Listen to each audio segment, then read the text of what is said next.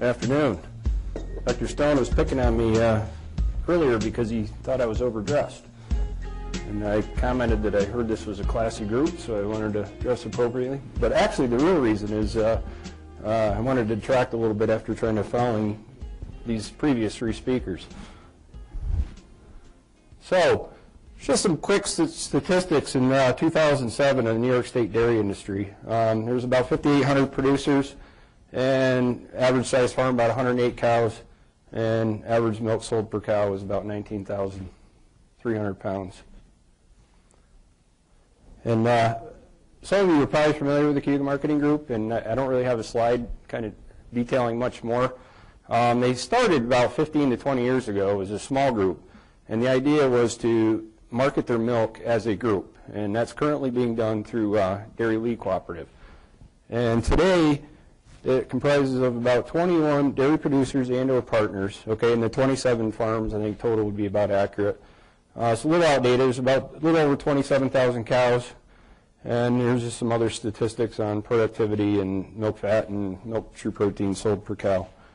I include this because here's sort of a recent history in actual milk sold per cow. And most of our producers have put a tremendous amount of emphasis on production per cow in the last 5 years. They've identified that as one of the key ways to improve profitability. And we're in a component pricing system, and you can see we haven't done very well during that same time period with milk fat sold per cow, but there's actually a reason for that. And that's because of the ratio of the value of milk true protein versus fat. And this is our same numbers looking at milk true protein over the last 3 years.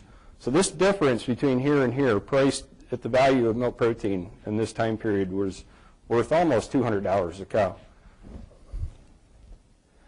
So here's a little bit of the history that I've had with BMR silage. In the 1990s, I was at least aware. I was actually in the feed industry with, I'll bring up that Cargill name again.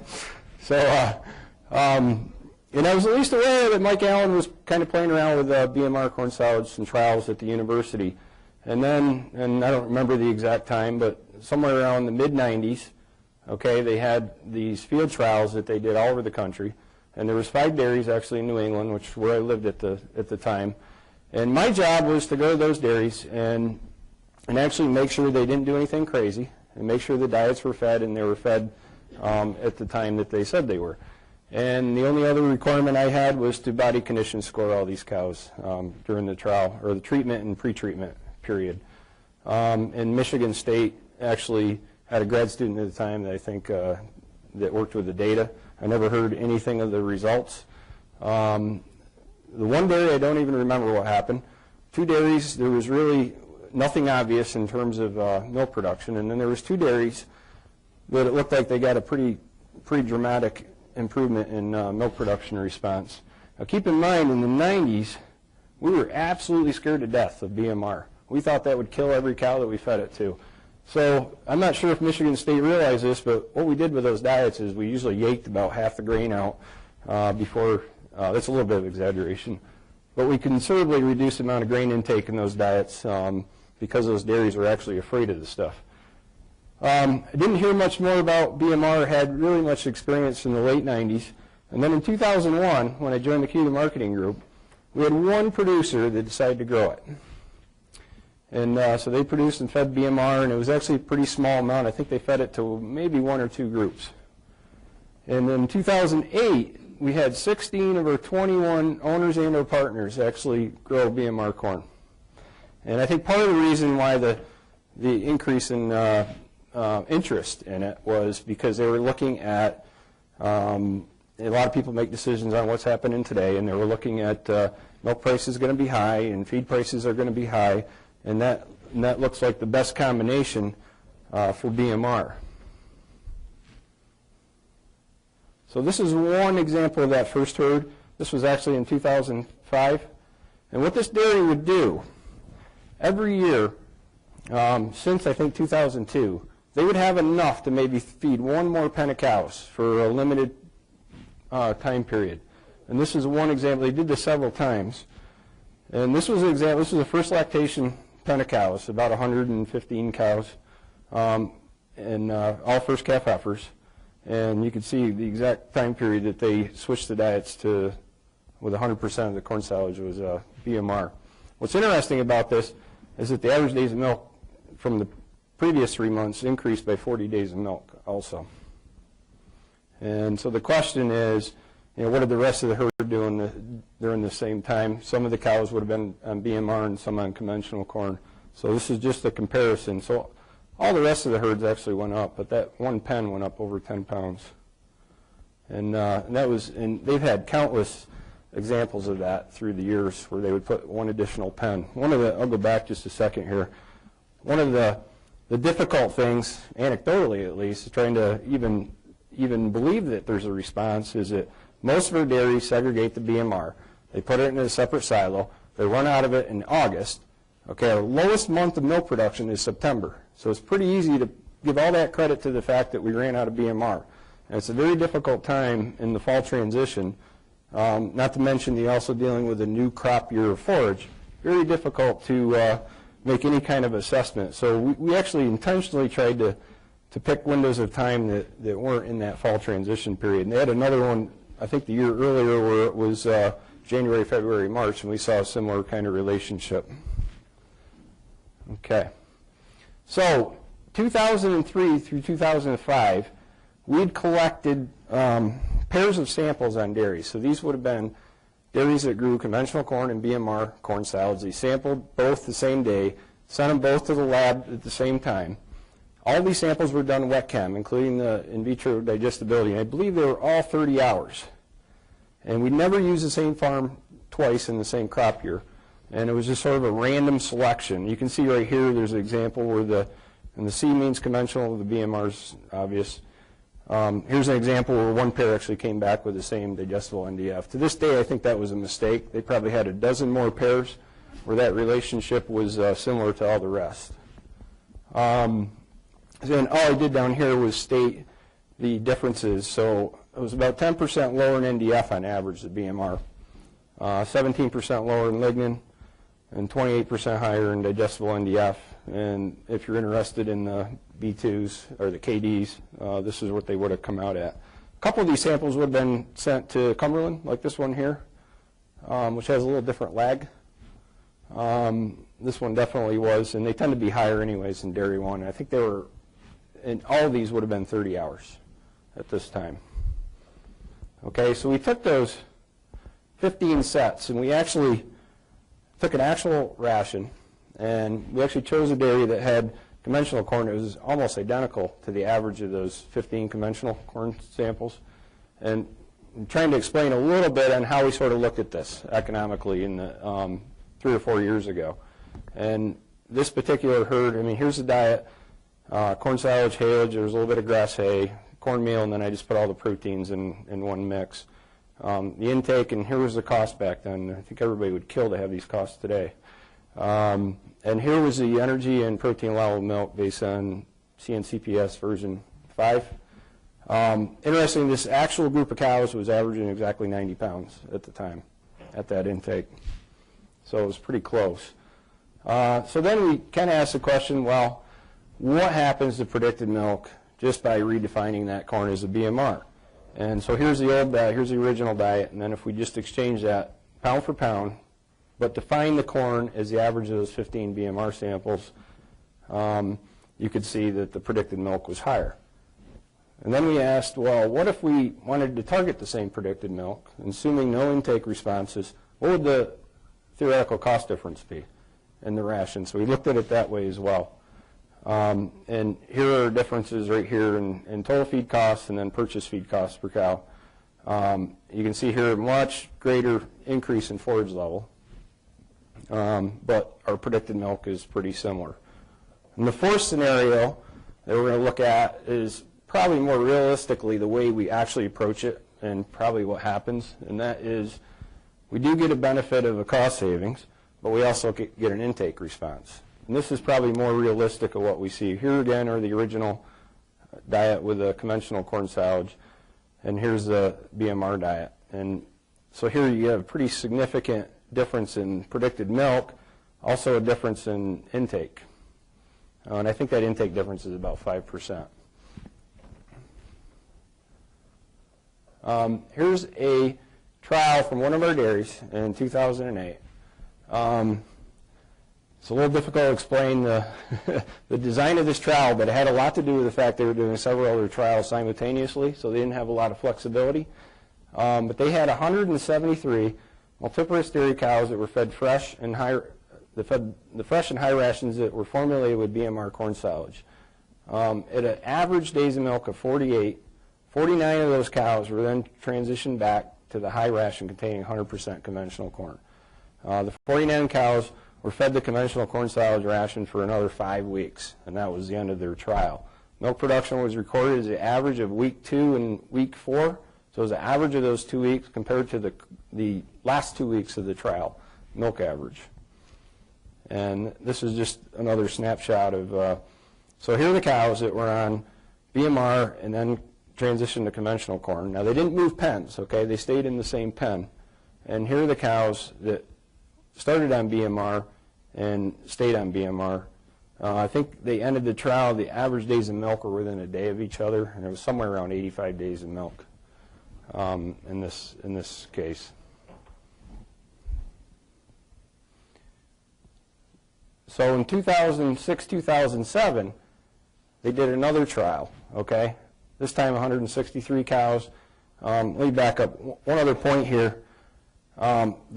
These two groups of cows were actually in different barns, okay? So the cows that went on conventional corn were in a 4-row barn, and the cows that stayed on BMR were actually in a 6-row barn. In 2006, they had 163 cows that were housed in 2 pens in a 4-row freestall barn, and they were fed the fresh and high rations formulated with conventional corn silage. So they all started out with conventional corn. In this case, the pens were actually right across from each other in the same barn. At approximately 50 days of milk on average, 93 of the cows were transitioned to a ration containing BMR corn silage. And we call this the treatment pen, and they were fed 100% BMR for about 30 days prior to the end of the trial. And then in this case, they chose to use milk production at week 7, the average in that week, versus the final week average of the trial. And here again, we see a pretty dramatic difference in apparent response. They were exactly the same production. In this case, they were a little further days of milk than the previous one. I think there were 107 days of milk by the end of the trial here. So I'm going to jump around a little bit. Just some comments on, so we have probably dozens of these kind of examples. And I just want to share with you a few. And this was a herd that was pretty convinced that they weren't seeing any response, and that's one of the reasons why they were conducting these little on-farm trials. So here's another thing I want to discuss a little bit. On-farm yield estimates, okay, plant height. And this is kind of how rumors get started. 2008 was, I really noticed it myself, where the BMR tended to be extremely short compared to most of the conventional corn. It was kind of funny story about one of our dairies. Just bought a brand new forage harvester, okay, and they do, in this particular dairy, harvests all their BMR first. They actually called the dealership and had somebody come out because it said this forage harvester absolutely has no power. And the dealer looked at the corn and he agreed, and after several hours of trying to figure out what was wrong, they finally decided, well, maybe we ought to figure out what this yield really is. And they were really astounded that the yield was significantly higher than what they anticipated just by looking at the plant height. Truckload accounting is another one that we hear a lot, how many truckloads, and this kind of goes both ways. Most of our dairies probably overestimate dramatically the yield based on this. But there's other little things, you know, if there's truly more grain in it, does BMR actually weigh more in a truckload? Is there more dry matter?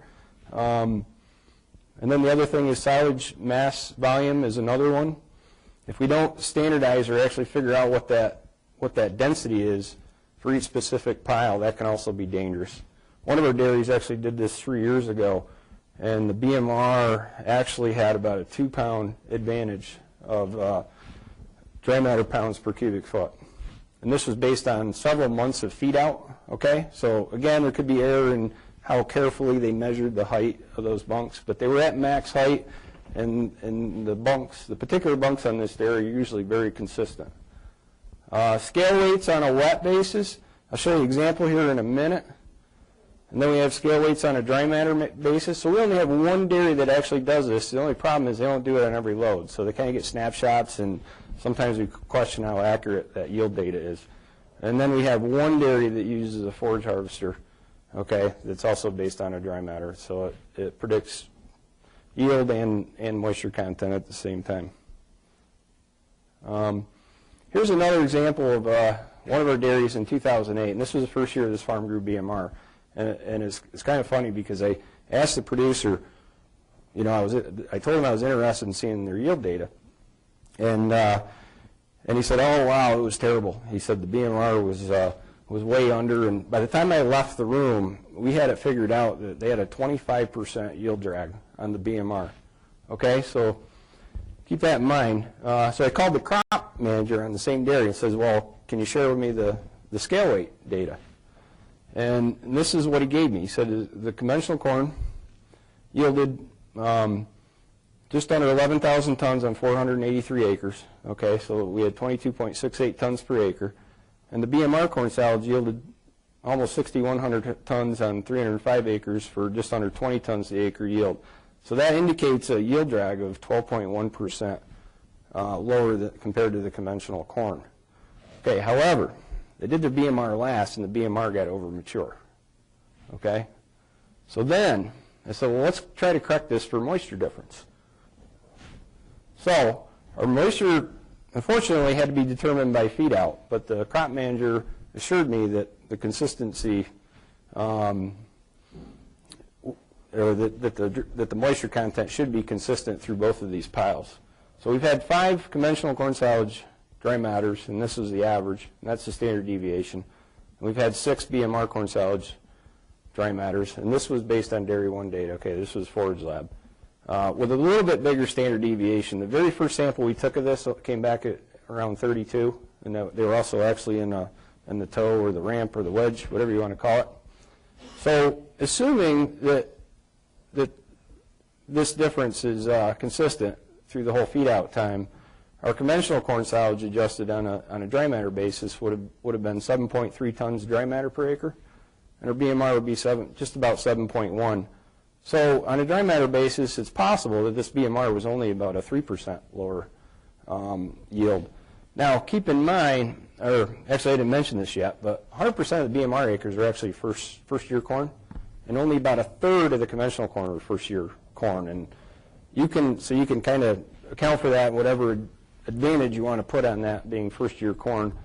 Some people think it's as high as 10%. I don't know, I guess, but I just wanted to mention there is a difference. Okay, so here's the other thing we ran into on a dairy, and the milk 2006. Okay, these are 2 actual. This again was a pair of samples from the same farm, and I never look at this milk per ton stuff, but obviously a lot of the producers do. And I thought this was interesting. The conventional corn, almost the same dry matter. The protein was a little higher. And like Bill, that seems to be very consistent. That protein's usually a little bit higher in the BMR corns. The NDF was lower in the BMR. And here's our 24-hour NDFD. Was also much higher in the BMR. The starch was higher in the BMR. The ash was lower. Fat was a little bit lower. But I thought this was a little bit surprising why the milk per ton would come out higher in the conventional corn. I don't know, does that make sense to anybody? No? It didn't either. So I was talking to Paul Sorelli at Dairy 1, and I've read a little bit. I don't know that much about milk 2006. I know there's a cap, has to do with so many standard deviations above the mean and NDF digestibility. So I talked to Paul Sorelli, and I said, well, what's it look like if you don't put that cap on it? Just curious.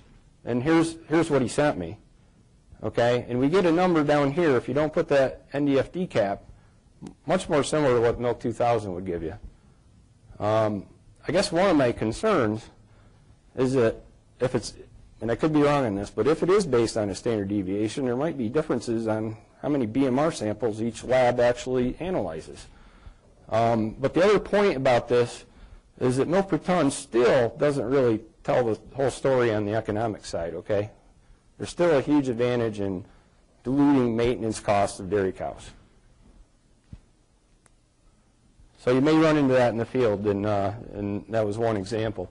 So here are some potential hidden or opportunity costs working with BMR that we've discovered. And additional, the first one listed here is additional storage system needed if segregated. Most of our dairies do segregate the BMR and the conventional corn, okay?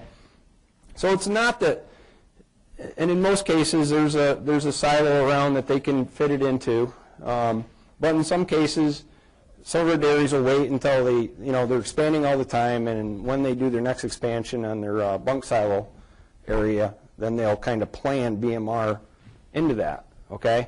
So whenever you have two different forages and you're trying to put them in independent silos, usually you're not as efficient at using all that space because you don't know ahead of time what that volume or what that yield's going to be. And this can be one of our biggest costs associated with, if we don't plan, with trying to manage BMR. And the same is true with so the harvest management with the two different storage systems, we've seen just about everything that you can think of happen.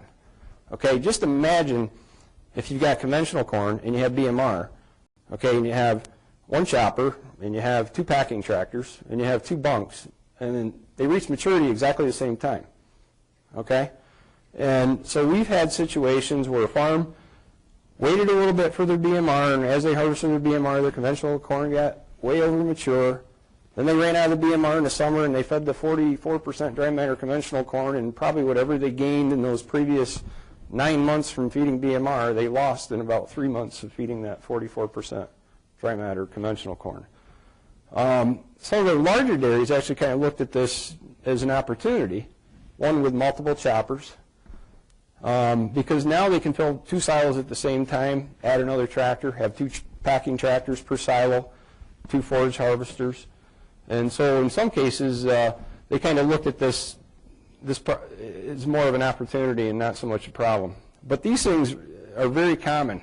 We had one dairy last year, I don't remember exactly what happened, but something about they didn't predict their yields correctly, so they ended up putting conventional corn in the BMR silo, and then they couldn't fit the BMR, so they had to put the BMR in another conventional corn. And again, that's probably more of an opportunity cost because it's going to be very difficult to target the animals they want to during feed out. So, and then you have feeding management with the two storage systems is another area. So now we have two faces, and again, if we don't plan ahead of time, we have some dairies with pretty wide bunk faces, and if we're going to have two wide bunk faces with two different corns, it becomes, again, more of a challenge to keep those both fresh and minimizing aerobic deterioration in those two faces. So, and then dairy herd grouping strategies and flexibility, and there's just all kinds of possibilities here, and a lot of this has to do with opportunity. A lot of our dairies like to group cows according to reproduction parameters, and so we may have a proportion of open cows in pens that are low-producing open cows just because they're not pregnant. They're being fed the BMR, so they're not their desired target animals. But there's other potential inefficiencies, such as in some cases it may add loads of feed, to the feeder's job, and there's a cost associated with that. And here's the other most common mistake, especially the first-year growers of BMR, and this is what I estimate. Total forage needs may be 15 to 25% higher for every cow fed the BMR corn silage. So it's very common for our dairies, especially the first year, they'll wait until January, and I'll say, no, let's wait till February, because I know darn well if you start feeding it now, you're going to run out in the middle of July, and we don't want to do that. And so that's a very common thing, and people learn after a while what their true needs are. But it's pretty significant increase in total forage needs. So here's an example of one of those dairies, really wide bunk face, and they have another silo right next door that's maybe even a little wider than this one. And they actually made a conscious decision about August of last summer that they started splitting this bunk because it was taking them 2 to 3 days to get across it. Okay, they don't have a defacer because it's a relatively large dairy, and I think what the comment somebody made earlier, was it Dr. Kung, about the time it takes to deface. So it's awful. If you don't have a defacer, it's awful hard. Even if you're trying to target a half a foot or 6 inches, it's very hard to manage. So they end up taking a foot off half the bunk and then a foot off the other half the following day. So here's an example where that could be one of these hidden costs. Okay, here's what our harvest goals are. There's a lot of questions about this earlier. Okay, and I call it plant maturity, but we're based on total plant moisture. And this is our goal, 32 to 34%. And if you get really a lot wetter than that, this stuff can be a really sloppy mess. We've seen it as wet as 25% dry matter. Dr. Stone indicated that earlier. It's very different when it's in the field. It can be brown, and if you judge that based on the moisture, based on looking at it, you're going to be wrong most of the time. We've had stuff going as wet as 25%, and we had another dairy put it in at 26 another year.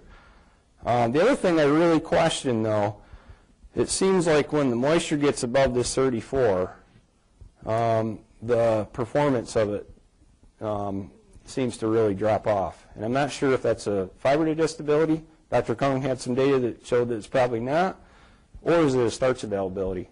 But certainly, I don't think the performance is quite as good when it's over mature. And our chop length goals are in at 19 to 21 millimeter. And the reason why there's a range there is you just have to think about the fragility of the plant, and think about how you remove it from the bunk and the equipment used, what kind of defacer, if you're using a defacer, how aggressive it is, and as well as your mixer. Okay, so most of our dairies, especially our large dairies, don't use defacers, and they don't have any knives in their mixers, and they have pretty controlled mixing times. And those dairies probably tend toward this 19 millimeters. But certainly we have dairies that put up at 21 where that's a concern. And kernel processing, again, I think this was a big mistake I think we made early years ago. Everybody it was more of a fear factor. Everybody was afraid to process it because it was BMR.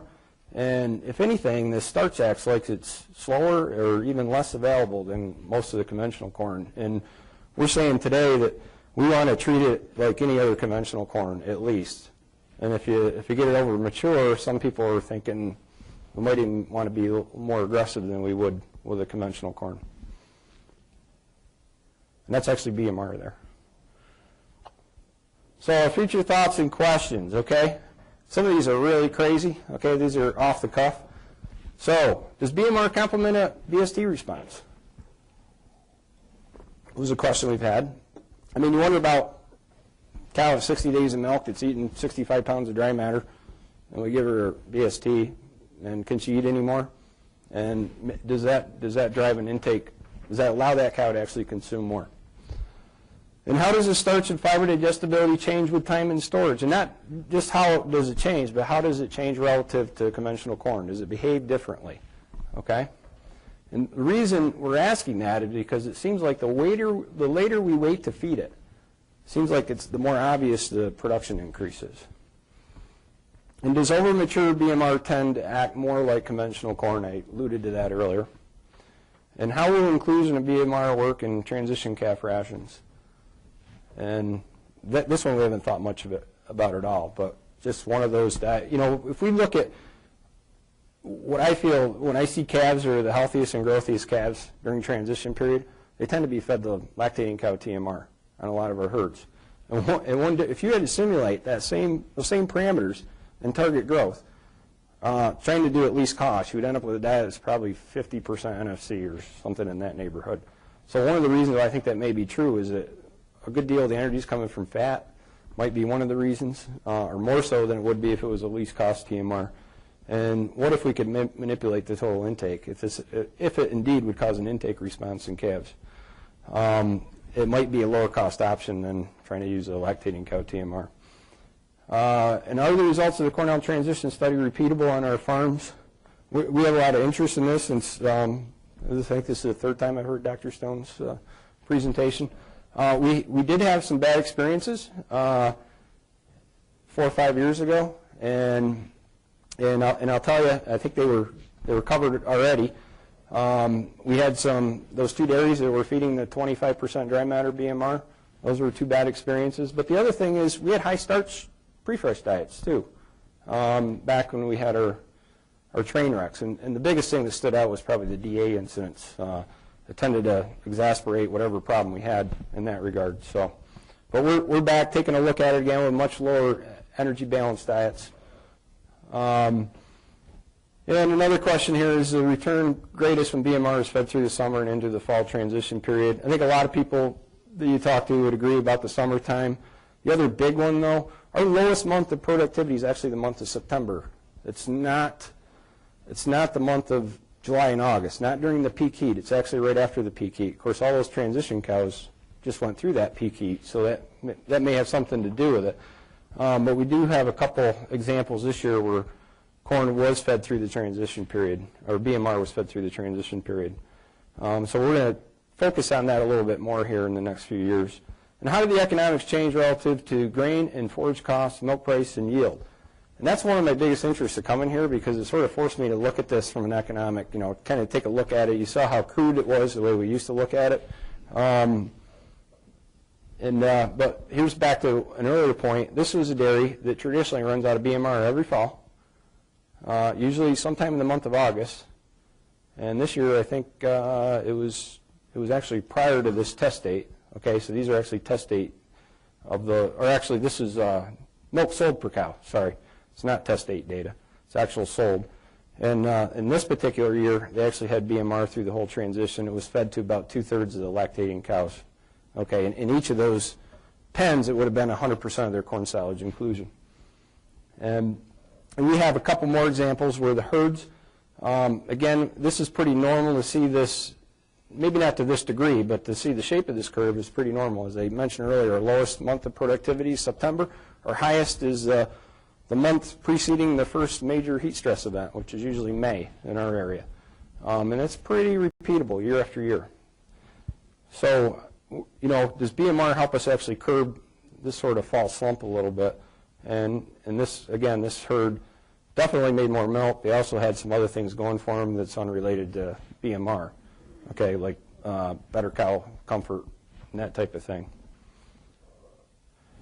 And here's an example. Back to that dairy that we actually had scale weights, okay, and if we adjust them back to a dry matter basis, and then assume instead of the 2.9% yield drag that we had a 15% yield drag on the BMR. That's what we're going to do here. And then they actually had real costs, okay, and this $250 acre profit, it's actually $150 of profit and $100 of rent, okay?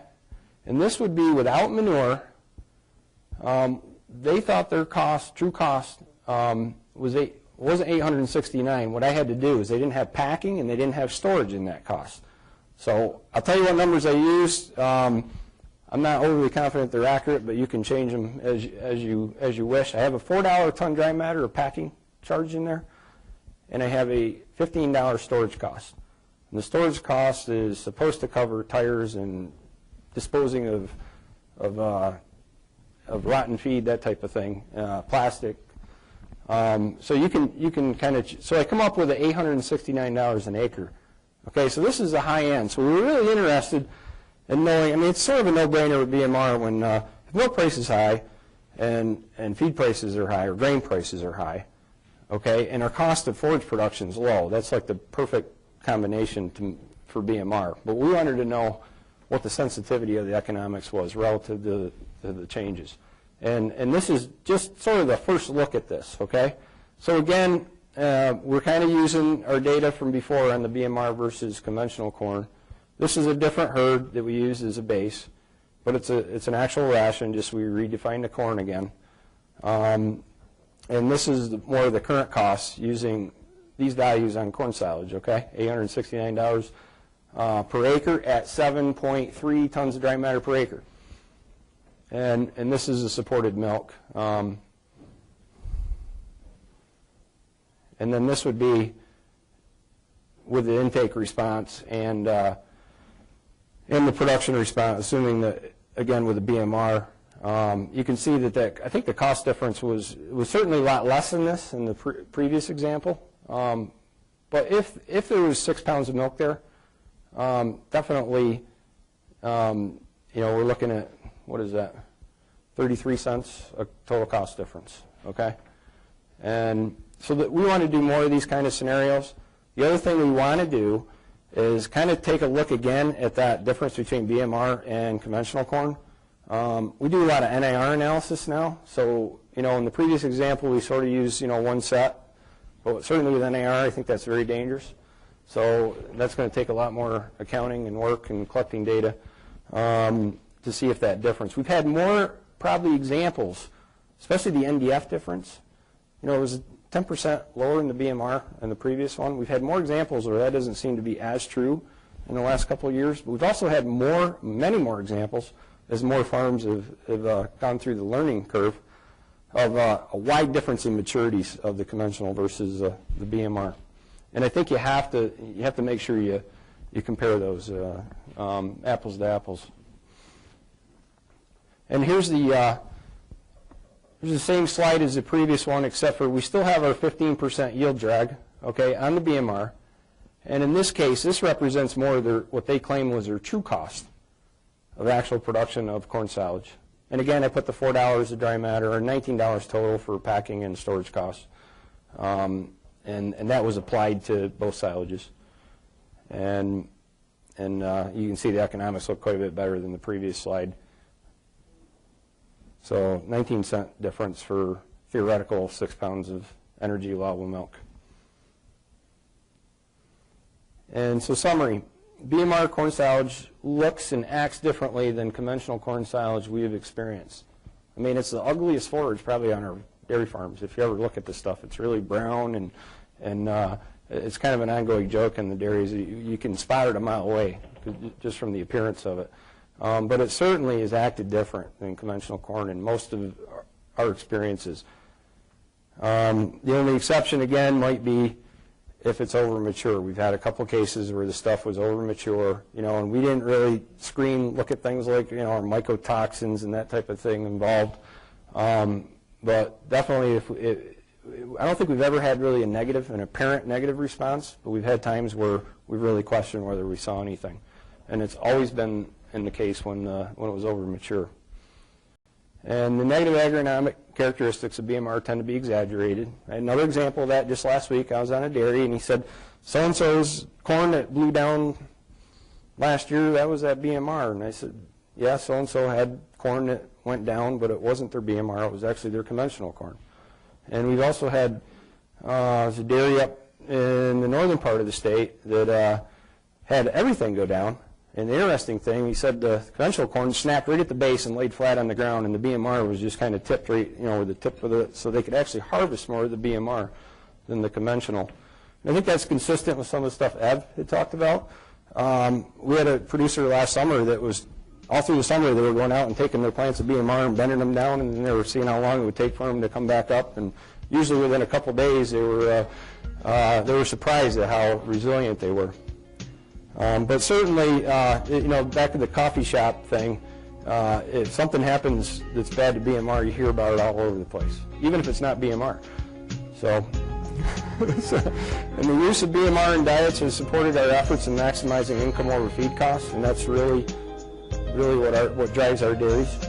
And and here's where I disagree with Ev a little bit, because most of us, this should not have been counterintuitive when he made the comment about higher production, okay? Because what limits high-producing cows is typically intake. And like most other technologies, our success is greater with the best-managed dairies. And that's where we tend to see our largest apparent responses.